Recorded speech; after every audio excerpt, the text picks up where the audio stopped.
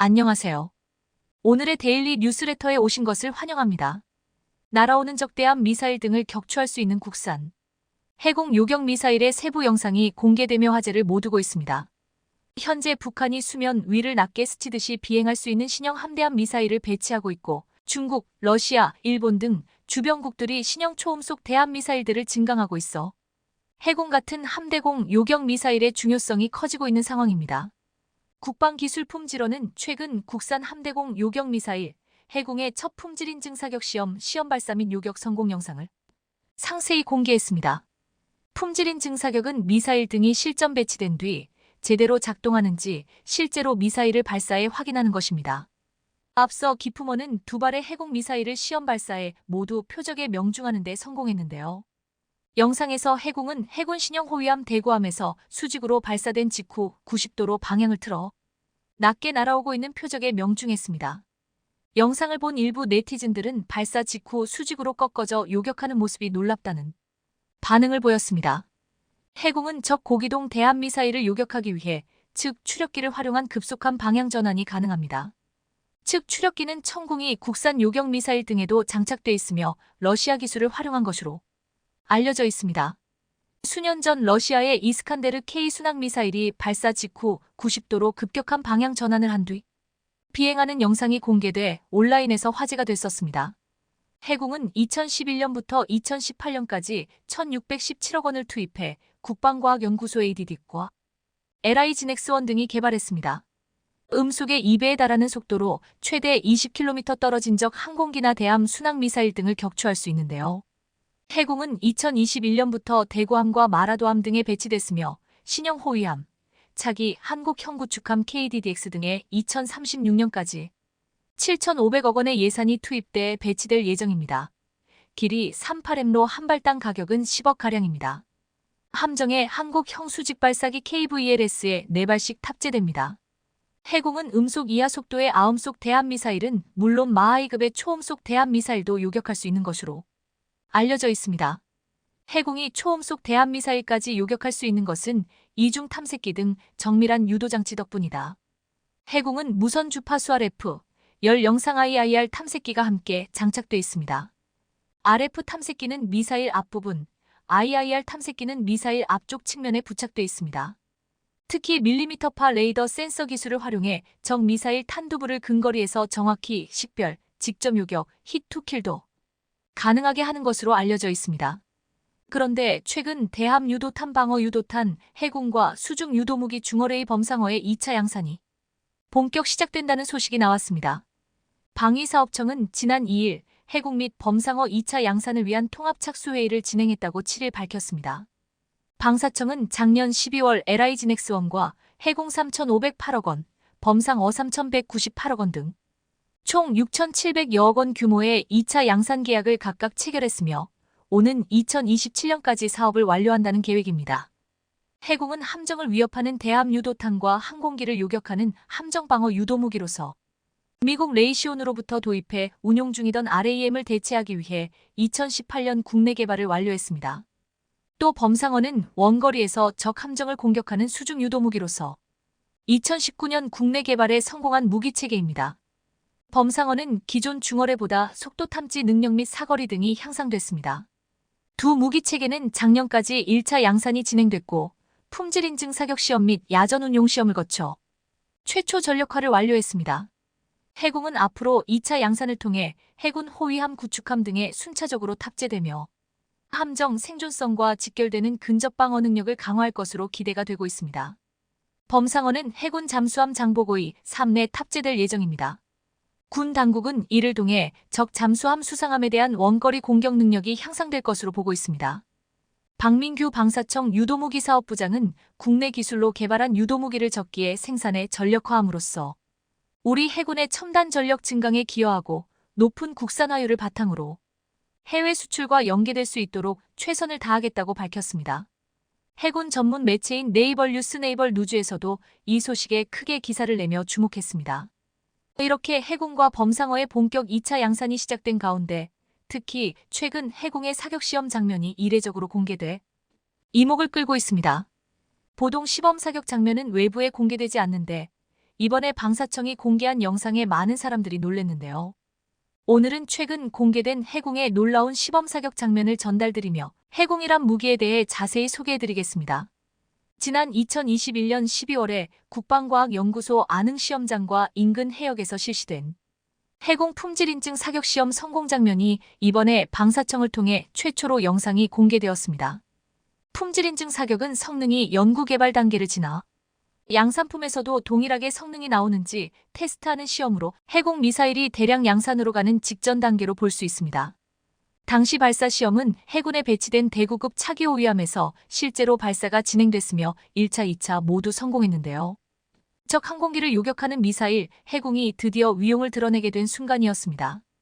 동시에 국내 개발 유도무기의 신뢰성이 한층 더 높아지며 해군 함정의 기본적인 방어무기로 활용될 수 있는 근거가 마련됐습니다.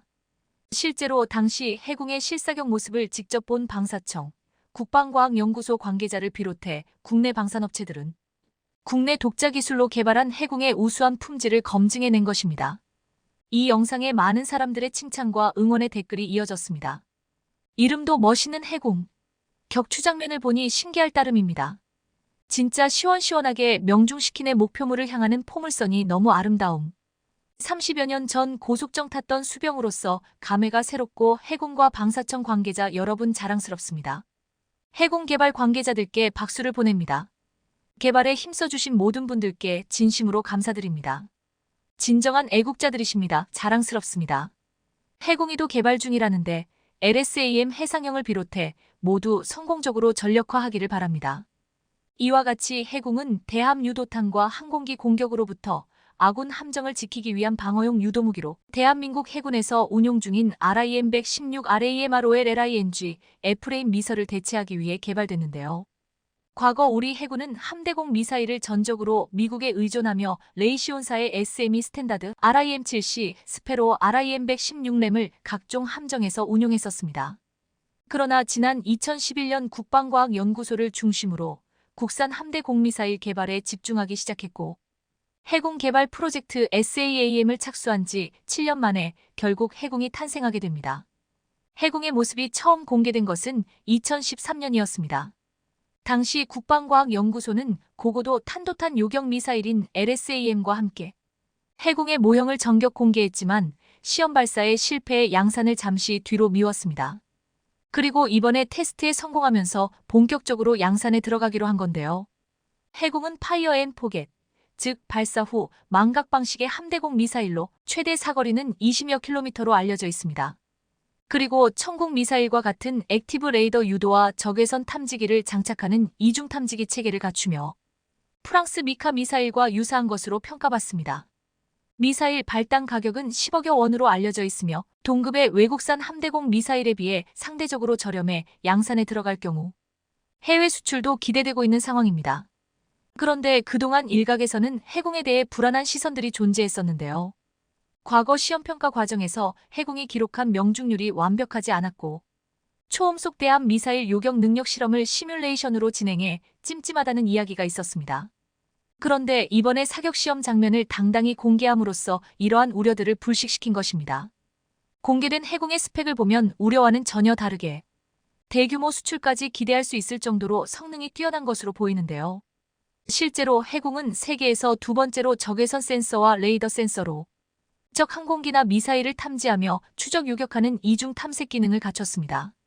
즉 다변하는 해상 환경에서 효과적인 운용이 가능하도록 만든 겁니다. 해공은 크기도 작아 수직 발사관 하나에 4발이 탑재되며 특히 수직 발사 방식을 채택해 함정의 기동 상황과 표적 위치와는 무관하게 전방위 발사가 가능하다는 게 장점입니다. 이 밖에도 필요시적 함정까지 대응할 수 있도록 개발돼 유사 무기체계 대비 방어 능력이 향상된 대공유도 무기로 평가받고 있습니다. 이와 더불어 우리 군은 마하 3급의 초음속 대함미사일 개발에도 전격 성공하면서 해군과 CIWS-2로 더욱 강력한 방어력을 갖추게 될 것으로 보입니다. LSAM으로 장거리 대공 방어를 하고 해군과 한국형 CIWS-2로 중간 단계와 종말 단계 방어망을 구성해 초음속 미사일에 대한 요격 시험이 가능해졌기 때문입니다. 반면에 중국의 방공 미사일 수준은 매우 처참한 상황입니다. 실제로 현재 중국이 자화자찬하는 55형 이지스급 구축함의 경우 크기만 크고 효율이 좋지 않습니다. 어느 정도냐면 배수량이 13영톤에 달하는 55급에 장착된 함대공 미사일이 우리 대구급 호위함에 장착되는 것보다 못한 수준입니다. 중국 언론에 따르면 지난 10월 중국 해군의 최신의 전투함이자 최대급 수상 전투함인 55형 구축함의 함대 공미사일 실사격 훈련 장면이 공개됐습니다. 55형이 함포 사격을 하는 모습은 진작에 언론을 통해 공개된 적이 있었지만 함대 공미사일을 발사하는 모습은 이번에 최초로 공개됐는데요. 그런데 이번 실사격에 쓰인 미사일은 중국이 러시아의 미사일 기술을 베껴다 만들었지만 가장 초기 버전인 1970년대 수준으로 복제했다고 하는데요. 러시아제 S-300의 기술을 원천으로 했지만 최신 모델이 아닌 예전 모델로 잘못 복제한 것으로 보입니다. 그리고 후방 수직 발사대에서 발사되는 미사일은 정체조차 불분명했습니다. 중국의 미사일 수준을 보면 아무리 최신형으로 배치했다고 하더라도 우려스럽진 않습니다. 한국도 마찬가지로 러시아의 미사일 기술을 도입해 만든 부분이 있지만 현재 업그레이드된 기술 수준은 중국과는 차원이 다릅니다. 한편 해공은 개량 버전을 만들어 한국형 아이언돔까지 만드는 계획을 갖고 있습니다. 현재 한국의 미사일 요격 기술을 세계에서 인정하고 있기 때문에 우리 기술 수준을 자신감 있게 드러낸 겁니다. 방사청에 따르면 우리 군이 북한의 방사포 위협에 대응하기 위해 개발하기로 한 한국형 장사정포 요격체계의 요격탄으로 해공을 개량하는 방안이 유력시되고 있습니다. 장사정포란 북한이 자주포와 방사포를 비롯한 장거리 공격용 화포를 총칭하는 용어인데요. 군 관계자에 따르면 한국형 아이언돔이라는 별명이 붙기도 한 장사정포 요격체계의 경우 장사정포 중에서도 일종의 다연장 로켓포인 방사포 요격에 주안점을 둘 것으로 보입니다. 그리고 유사시 북한이 한 번에 수백 기 이상 발사할 방사포에 대응하고 주요 지역을 방어해야 하기 때문에 정확도가 높은 요격탄을 갖춰야 하는 것으로 알려졌습니다. 그런 차원에서 해공을 개량해 장사정포 요격체계의 요격탄으로 쓰는 방안도 고려되고 있는 건데요. 그리고 실제로 해공을 개량할 경우 이점도 많습니다. 먼저 검증된 기술을 쓸 수 있어 요격의 신뢰성이 높아질 수 있고 사후 관리를 위한 부품 확보, 정비 인프라 운용 차원에서도 효율성과 편의성을 높일 수 있기 때문입니다. 또 해공은 적외선 탐색기와 레이더 탐색기를 복합적으로 탑재해 다중 모드로 표적을 추적하는 미사일이라 정밀도가 굉장히 높고 상대적으로 가격이 저렴하다는 이점도 있습니다. 기존에 지대공 미사일이 있지만 함대공 미사일 해공을 방사포 대응용으로 개량하려는 분명한 이유가 있어 보이는데요. 결국 해공 미사일이 해상은 물론 수도권의 방패까지 될 것으로 보입니다. 해공으로 인해 중국, 일본 등 주변국들의 초음속 대함 미사일 위협에 대한 방어 능력이 강화되는 건 이제 시간 문제입니다. 앞으로도 대한민국 최초의 함정 방어 유도무기 해공의 본격적인 활약을 관심 있게 지켜보겠습니다. 대한민국이 전쟁의 판도를 바꾸는 군사무기 신기술을 개발해 전 세계 방산업계가 바짝 긴장하고 있습니다. 우크라이나 중동에 이어 최근 미국까지 엄청난 돈을 쏟아부었던 대형 프로젝트를 뒤엎으면서 신무기를 준비하고 있는 와중에 이런 역대급 소식이 전해진 건데요. 이렇듯 이번에 국내 연구진이 핵심 기술을 세계 수준으로 구현해내면서 대한민국 방산에 엄청난 변화를 가져올 거라고 하는데요. 어떤 내용인지 자세히 알아보겠습니다. 우크라이나와 러시아 전쟁, 이스라엘과 팔레스타인에서 시작된 중동 전쟁에서 가장 눈에 띄는 공통된 무기가 있는데 바로 드론입니다. 50만 원짜리 드론이 탱크와 포를 무자비하게 파괴하면서 전쟁의 판도를 바꾸는 가성비 무기로 스포트라이트를 받는 등 그야말로 판세 역전의 한 수가 되고 있는데요. 실제로 러시아군은 우크라이나 군의 무인기에 의한 피해를 가장 많이 입었으며 우크라이나 역시 장기전에서 드론만한 무기가 없다고 판단하고 있는 상황입니다. 이런 이유로 최근 미국도 정찰용 항공기 대신 무인기를 도입하겠다는 계획을 돌연 알리면서 발칵 뒤집어졌습니다. 로이터 통신에 따르면 지난달 미 육군이 급작스럽게 미래 육군 항공의 틀을 바꿀 발표를 하면서 전 세계 방산업계를 놀라게 했습니다. 바로 이전에 퇴역한 OH-58 카이오와 정찰 헬리콥터의 역할을 이어받을 미래 공격 정찰 항공기 FARA 프로그램 중단 결정이었는데요. 지난 2018년 시작된 FARA 프로그램은 2020년 360 인빅터스를 제안한 벨텍스트론과 레이더 X를 제안한 로키드 마틴 자회사 시코르스키가 최종 경쟁업체로 선정됐었습니다. 360 인빅터스는 스텔스 설계를 도입한 항공기로, 레이더 X는 복합 추진 항공기로 알려졌습니다.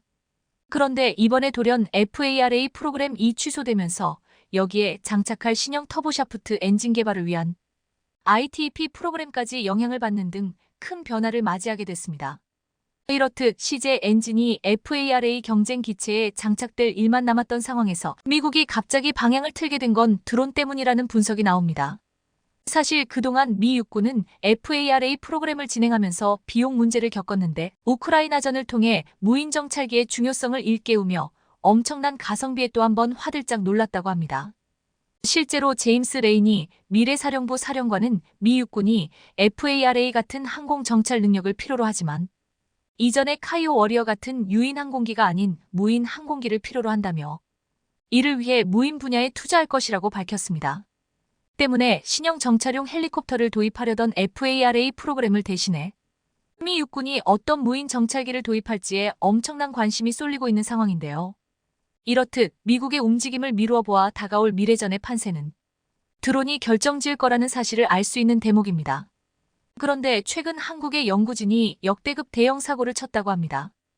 20일 68%라는 세계 최고 효율을 구현한 반투명 페로브스카이트 태양전지를 개발하는 엄청난 일을 낸 겁니다. 실제로 국내외 학계에서는 대한민국 연구진이 세계 최고 수준이 차세대 태양전지를 개발했다며 난리가 났는데요. 관련 업계에 따르면 한국에너지기술연구원 태양광연구단은 에너지 AI 계산과학실과 협업을 통해 건물 창문이나 텐덤 태양전지에 적용할 수 있는 반투명 페로브스카이트 태양전지의 안정성과 효율을 개선하는 데 성공했습니다. 특히나 이번에 연구진이 개발한 태양전지는 21.68%로 반투명 태양전지 분야 세계 최고 효율을 달성하며 놀라게 했습니다. 여기에 더해 240시간 이상의 작동에도 초기 효율 대비 99% 이상의 효율을 유지해 뛰어난 안정성까지 보였다는 설명입니다. 사실 탄소 중립 달성을 위한 차세대 태양전지 기술의 핵심은 경쟁력에서 우위를 갖는 초고 효율화 달성이 매우 중요합니다. 그런데 이를 위해서는 텐덤 태양전지, 창호용 태양전지와 같은 고효율, 다기능성 기술이 필요한데 두 기술에는 모두 효율과 안정성이 우수한 반투명 페로브스카이트 태양전지가 사용되고 있습니다. 그리고 이런 반투명 페로브스카이트 태양전지를 제작하기 위해서는 기존 불투명 태양전지의 금속 전극을 빛을 통과시키는 투명 전극으로 바꿔야 하는데요.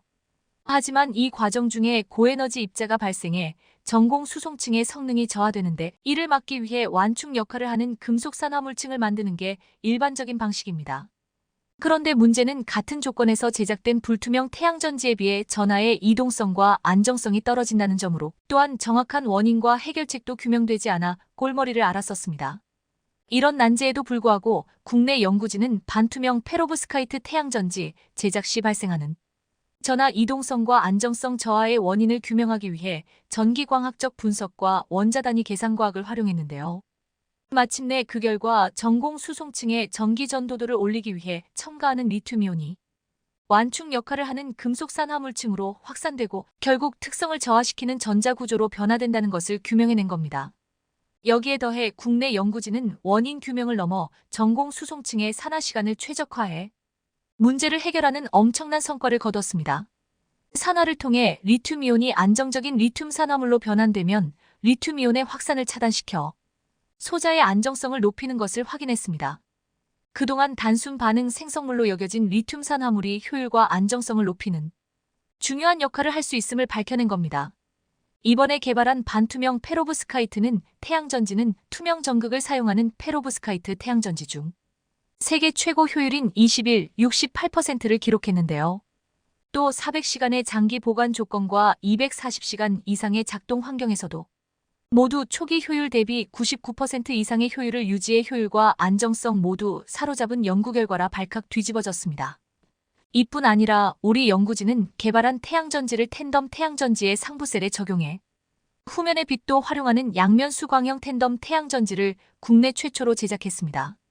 이에 따르면 제작한 양면 수광형 텐덤 태양전지는 후면에서 반사되는 빛이 표준 태양광의 20%인 조건에서 4단자형 31.5%, 2단자형 26.4%의 높은 기대 효율을 달성했습니다. 안세진 에너지연구원 박사는 반투명 페로브스카이트 태양전지의 독특한 유기물 소재, 금속산화물 계면 열화 현상을 최초로 규명했다며 문제를 손쉽게 해결할 수 있는 방안을 제시했다는 점에서 개발 기술의 활용성이 크게 확대될 것으로 기대된다고 말했습니다. 무엇보다 이번 연구 결과가 주목되고 있는 건 태양전지가 군사 분야에서 다양한 곳에 활용되고 있기 때문인데요. 단 일지 무게의 태양전지로 하늘을 날 수 있다면 어떨지 상상도 안 되지만 이러한 상상을 현실로 만들어줄 기술이 태양전지라는 겁니다. 그런 점에서 볼 때 이번에 우리 연구진의 개발 성과가 얼마나 값진 것인지 알 수 있는 대목입니다. 실제로 앞서 ADD는 하늘에 떠 있는 해의 빛을 이용해 배터리를 충전, 비행기를 운항할 수 있는 태양전지가 개발되고 있다고 밝히며 군사 분야에서 잠재적으로 N군사 활용될 수 있다는 사실을 보여줬습니다. 국내 방산 업계에서는 지난 2015년 구글도 하지 못한 성층권 90분 비행에 성공했다며 한국항공우주연구원의 태양광 무인기가 엄청난 화제를 모았었습니다. 그리고 이 무인기는 실제로 고도 18km의 성층권에서 90분 동안 비행하는 데 성공했었습니다. 여기서 더 나아가 착륙하지 않고 365일 하늘을 날 수 있는 무인 정찰기가 개발된다면 기상 관측, 실종자 수색, 불법 어로 감시 등 다양한 분야에서 유용하게 활용될 것으로 기대되는데요. 항공우주연구원에 따르면 현재 개발된 EAV-3 무인기는 태양광 모듈과 배터리가 전체 기체의 60%를 차지하고 있습니다. 이는 비행 동력을 결정짓는 부분으로 장기 비행 능력의 핵심이라고 할 수 있습니다. 따라서 태양광 모듈과 배터리의 무게 대비 효율을 높이는 것이 고고도에서 오래 비행할 수 있는 중요한 열쇠로 꼽힙니다. 무게 대비 효율이 높아진다면 같은 전력으로 더 오랜 시간 비행할 수 있고 줄어든 무게만큼 배터리를 늘려 에너지 공급을 더욱더 안정적으로 할 수 있기 때문입니다. 실제로 현재 국내 연구진이 무게 1지 이하의 초경량 태양전지 기술을 개발하고 있는 중인데 기존 단결정 실리콘 태양전지를 유연 태양전지로 대체한다면 비행 시간을 급격하게 늘릴 수 있을 것으로 보입니다.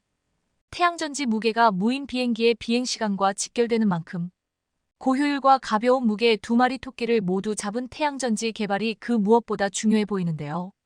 지금도 괄목할 만한 성과를 내고 있는 국내 연구진이 조금만 더 애써준다면 대한민국 방산업계가 전 세계 방산 시장을 휩쓰는 건 시간 문제로 보입니다. 그리고 벌써부터 대한민국 무인기가 변화의 조짐을 보이는 등 이번에 개발한 기술로 인해 많은 부분이 기술적으로 더 개선될 것으로 기대되는 상황입니다. 작년에 우리 국방부는 드론작전사령부 설치와 임무 수행의 법적 근거를 담은 드론작전사령부령을 제정하고 공포하면서 한국형 드론 대응 시스템 구축에 나섰는데요. 전장의 변화에 맞춰 한국군이 드론을 적극 활용하는 체계적이고 효율적인 작전이 필요하다는 필요성에 따라 변화를 꾀한 겁니다. 가장 중요한 임무는 북한의 무인기 침투 등 상황이 발생하면 공세적으로 대응하는 것으로 이를 위해 우리 군은 스텔스 무인기, 자폭 드론을 실전 배치했습니다. 소형 스텔스 무인기는 강원도 동부전선 지역에 배치됐으며 최근 저가형 소형 정찰용 무인기 100대도 제작해 드론작전사령부에 인도했다고 합니다. 이렇듯 드론작전사령부 창설을 계기로 무인 기술을 군사 분야에 확대하는 본격적인 계기로 만들겠다는 건데 이번에 개발된 기술로 인해 한국의 무인기 성능 수준이 대폭 향상될 것으로 기대되는데요. 여기에 더해 우리 군은 무인기 개발과 더불어 요격 체계까지 준비 중인 것으로 알려지면서 무인기 무기 개발에 칼을 갈고 있습니다. ADD가 그야말로 세계 최고 수준의 드론 요격 시스템을 개발 중인데 30km 밖에서 드론을 탐지해 킬러 드론을 충돌시켜 파괴할 계획이라고 합니다. 시스템이 실전 배치된다면 우리 군의 드론 대응 능력은 역대급이 될 전망으로 실제 드론을 사용한 요격 시연은 내년까지 진행될 것으로 보입니다. 세계는 지금 무인 무기를 개발하기 위해 전쟁 중이라고 해도 과언이 아닌데요. 한국형 대드론 타격 무인기가 적 드론 위협으로부터 우리 국토를 지키는 건 물론 제2의 방산 효자템이 되길 간절히 바라고 응원하겠습니다. 우리 기술로 만든 초음속 전투기 KF-21이 공중급류에도 성공했습니다. 공중급류는 조종사들에게 고도의 집중력이 필요한 기술로 KF-21은 난기류에도 불구하고 급유 후 안전한 분리까지 첫 공중급류 시험 비행을 차질 없이 완료됐습니다. 이런 식으로 한번 급유를 받으면 작전 반경을 50% 넘게 늘릴 수 있는데 KF-21은 이런 공중급유까지 검증을 통해 합격점을 받은 것입니다. 이제 한국항공우주산업 KAI는 올해 KF-21을 양산할 계획이라고 밝혔습니다. 첫 양산 물량은 20대인데요. 전투기에 탑재하는 공대공 미사일 등의 검증 시험 후 내년 추가로 20대를 체결해 원래 추진했던 40대를 양산할 계획입니다. 2028년까지 40대를 전력화하는데 총 사업비는 7조 9,200억 원입니다. 방사청은 2032년까지 추가로 80대를 더해 KF-21-120대를 차질 없이 군에 인도하겠다고 밝혔는데요. 그런데 최근 KF-21을 개발하고 있는 KAI는 이 회사와 손을 잡고 획기적인 시스템을 도입하겠다고 밝혀 과감한 투자도 신속한 생산도 못하는 유럽의 방위산 업체들을 따돌리고 더욱 더 신속하고 정확하게 고객들의 납기일을 맞출 수 있을 전망입니다. KAI KF-21 40대 생산이 더욱 더 빨라지게 된 이유, 그리고 최근 방문한 사우디 국방차관이 방문한 곳은 어디인지, 사우디 국방차관이 행보를 통해 알 수 있는 다음 계약에 대한 힌트, 자세히 전해드립니다.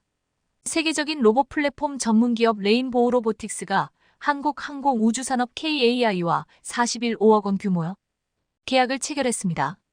계약 내용은 놀랍게도 한국형 차세대 전투기 KF-21을 위한 동체 구조물의 내외부 홀가공 라인에 레인보우 로보틱스의 협동 로봇을 투입하고 드릴링 자동화 시스템을 구축하는 것이었습니다. 레인보우 로보틱스는 KAIST 휴보랩 오준호 교수가 창업한 로봇 기업으로 대표 제품인 HUBO는 KAIST에서 개발한 대한민국 최초의 이족보행 휴머노이드 로봇이었습니다. 이후 2019년 휴보에서 쌓아온 기술력을 바탕으로 협동 로봇인 RB 시리즈를 개발해 산업용 로봇 시장에 본격적으로 뛰어들었고 현재 적재량 5kg의 RB5 모델을 비롯해 적재량 3kg의 RB3, 10kg의 RB10 모델 등을 공급하고 있는데요. 그런데 업계가 두 회사의 이번 계약을 주목하는 이유는 협동 로봇 드릴링 시스템을 제조 현장에 적용하는 것이 세계 최초의 일이기 때문입니다. 협동 로봇 드릴링 시스템은 레인보우 로보틱스와 KAI가 지난 3년간 연구개발을 통해 완성한 시스템으로 협동 로봇을 활용해 전투기 외관 부품 홀가공 자동화 시스템을 완성한 것입니다.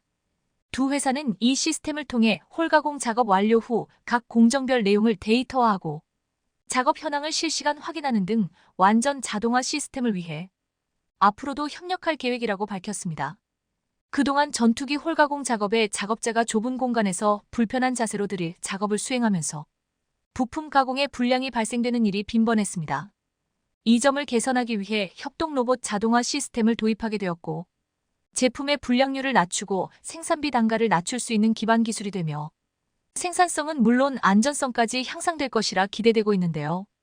뜻깊은 것은 이번 계약이 세계 최고 수준의 품질을 자부하는 레인보우 로보틱스의 협동 로봇과 한국 최초 국산 전투기인 KF-21 제조 라인이 만난 사례라는 점입니다. 이번 세계 최초 협동 로봇 드릴링 자동화 시스템이 성공적이란 평가를 받게 되면 한국은 다양한 방위산업 분야에 협동 로봇을 적용될 수 있게 될 것입니다. 안 그래도 지금 러시아 우크라이나 전쟁을 통해 세계는 우수한 성능을 가진 첨단 무기조차도 탄약이 부족해서 운용을 못하는 모습을 보면서 첨단 무기도 있어야 하지만 물량 공급이 뒷받침되어야 함을 다시 한번 깨닫고 있는데요. 특히 초반에 물량에서 고전을 겪던 러시아가 전차는 물론 전투기까지 빠르게 확보에 나서고 1년간 안 좋았던 러시아 경제가 전쟁이 길어지며 오히려 좋아지는 것을 보면서 서방 국가들은 지금 고심에 빠져 있습니다. 나토 국가들도 전차 및 전투기를 빠르게 확보하고 싶지만 유럽의 방위산업 업체들은 신속성이나 대량 생산과는 거리가 멀기 때문입니다. 무엇보다 전투기 생산에 자동화 도입을 꺼려왔던 유럽은 한 달에 한 대 정도 생산하는 게 고작입니다. 유일하게 라팔 전투기의 매출이 늘어 프랑스만이 전투기 생산 라인에 대한 과감한 투자를 했을 뿐 전쟁이 언제까지 이어질지 몰라 과감한 투자를 꺼리는 분위기입니다. 하지만 항공우주산업 KAI는 이미 상당 부분 자동화 시스템을 도입해 24시간 365일 생산성을 확보한 상태입니다. 그래서 작년에 폴란드가 주문한 전투기를 빨리 정확히 로켓 배송할 수 있었던 것입니다. 이런 시스템은 보잉과 에어버스도 부러워하고 있습니다. 한국은 경쟁 업체에 이러한 시스템을 공개하는 것을 철저히 차단하며 생산 기술과 노하우를 지키고 있습니다. 성능도 우수하면서 최대한 빨리, 최대한 신속하게 무기 공급을 할 수 있는 나라는 한국 이외에는 드물어 유럽의 한국 방위산업 의존이 커진 지금 협동 로봇을 통해 공정을 시스템화하고 생산성 및 안전성을 확보하게 된다면 앞으로 K방산을 찾는 나라들은 더욱 많아질 것입니다. 최근 인도네시아는 한국으로부터 KF-21 관련 기술 유출을 시도한 게 아니냐는 의혹을 받고 분담금도 이행하지 않으면서 여기에 설상가상 기술 유출 의혹까지 받는 깽판을 치고 있지만 한국은 이처럼 독자적으로 KF-21 사업을 진척시키고 있습니다. 그래서 일각에서는 차라리 인도네시아를 빨리 손절하는 게 낫다는 목소리가 높아지고 있습니다. 이번 수사의 핵심은 수사를 받고 있는 인도네시아 기술진들이 다년간에 걸쳐 조직적으로 KF-21의 3차원 모델링 프로그램 카티아를 유출했는지 여부입니다.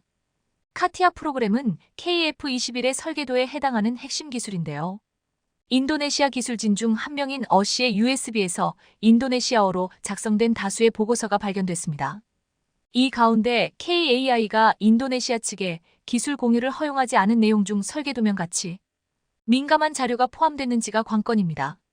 방위사업법 제50조에 따르면 방산업체에서 방산물자의 생산 연구에 종사했던 사람이 업무 수행 중 알게 된 비밀을 누설했을 경우 5년 이하의 징역 또는 5천만 원 이하의 벌금형에 처해질 수 있습니다. 그런데 이런 상황에서도 최근 인도네시아는 KF-21 분담금 1조 원을 개발 완료 8년 뒤 내겠다고 요청해 더욱 더 황당함을 안겨주고 말았습니다.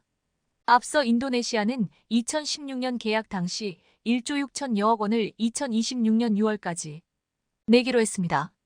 그런데 불성실 납부로 논란을 일으킨 것도 모자라 최종 납부 기한을 애초 계약한 2026년이 아닌 2034년까지 8년을 미뤄달라고 한 겁니다.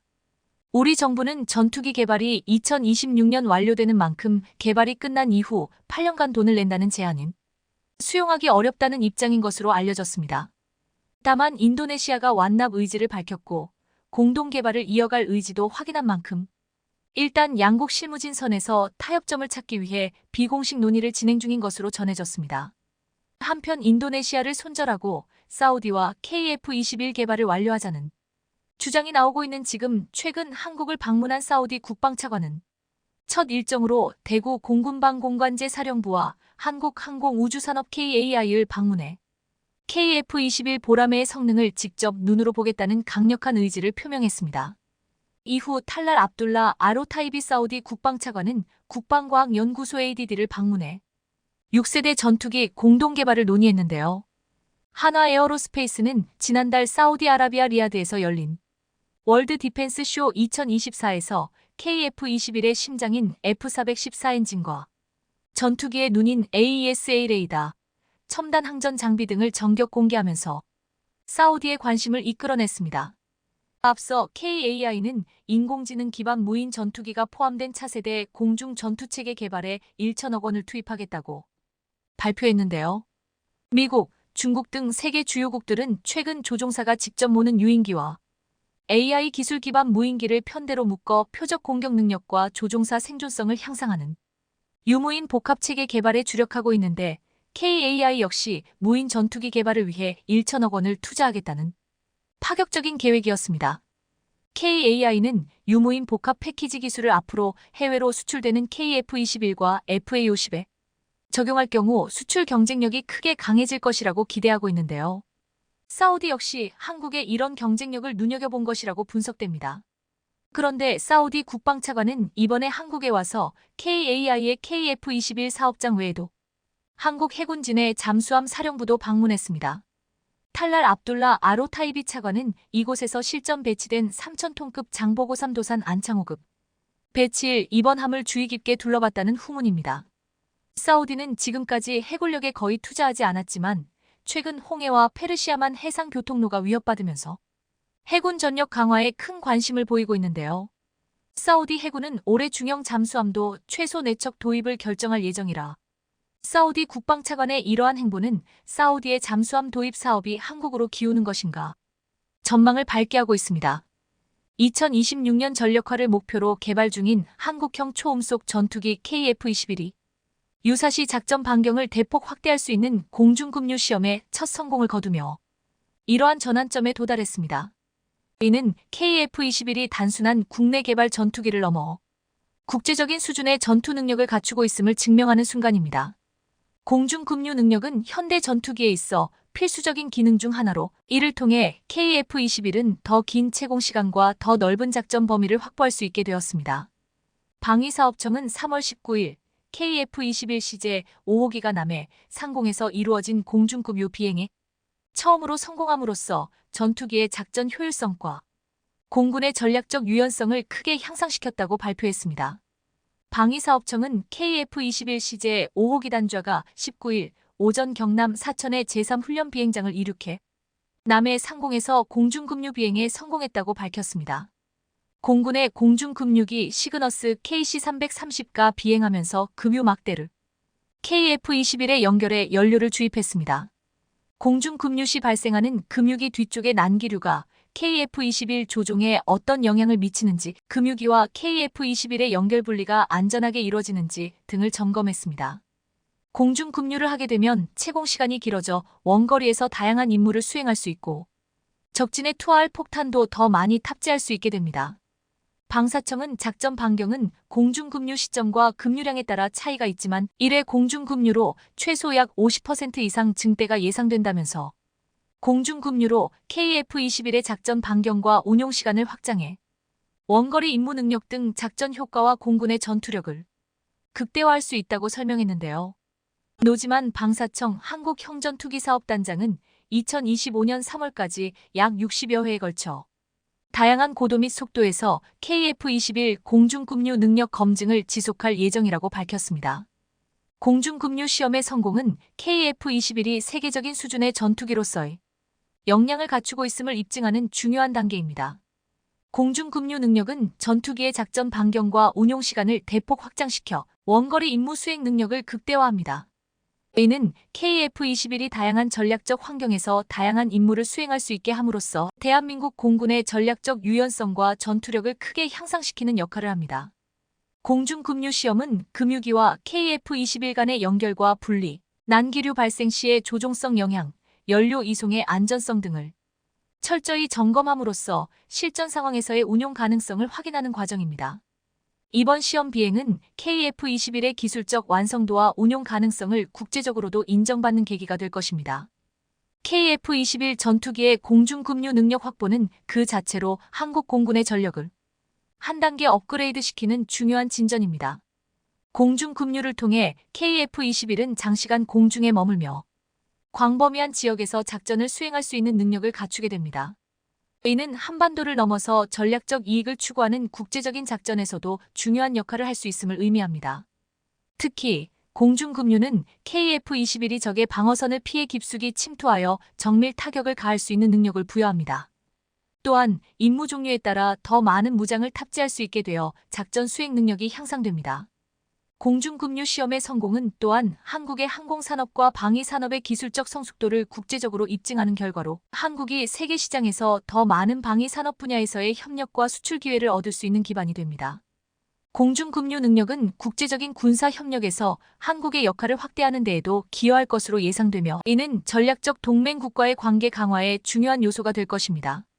게다가 KAI는 4차 산업혁명 기술을 바탕으로 한국 항공우주 산업의 두 번째 성장을 준비하고 있습니다.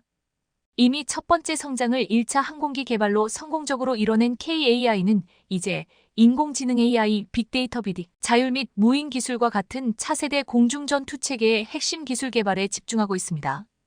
이러한 기술은 미래 전장에서의 우위를 확보하기 위해 필수적입니다. 1592년 거북선이 전쟁의 게임 체인저로 등장한 이후 KAI는 임진왜란 당시 이순신 장군의 정신을 이어받아 국산 항공기 개발에 매진해왔습니다. 이러한 노력은 1954년 부하로의 첫 비행 성공으로 이어졌고 이후 T-50과 같은 국산 초음속 고등훈련기의 개발로 꽃을 피웠습니다. T-50 계열 항공기의 성공은 KAI가 다양한 국가에 수출함으로써 한국 공군뿐만 아니라 전 세계 여러 국가의 안정적 운용을 지원하게 되었습니다. 1. T-50, 수리온, LAH, KF-21 등 거북선과 부하로의 자주국방의 염원을 이어온 국산 항공기 700여 대가 세계 하늘을 날고 있습니다. 최근 10년간 전투 가능 항공기 생산량에서 한국은 미국, 프랑스에 이어 세계 3위 국가가 됐습니다. KAI는 T-50의 성공에 이어 KF-21 보라매의 개발로 한국 방위 산업의 미래를 밝히고 있습니다. KF-21의 성공적인 비행 시험은 한국이 세계 항공우주 산업에서 중요한 위치를 차지하게 만든 중요한 이정표입니다. 또한 KAI는 유인 전투기와 무인 전투기, 소형 무인기를 융합한 신개념 차세대 공중전투체계 NACS를 선보이며 글로벌 시장에서의 입지를 더욱 공고히 하고 있습니다.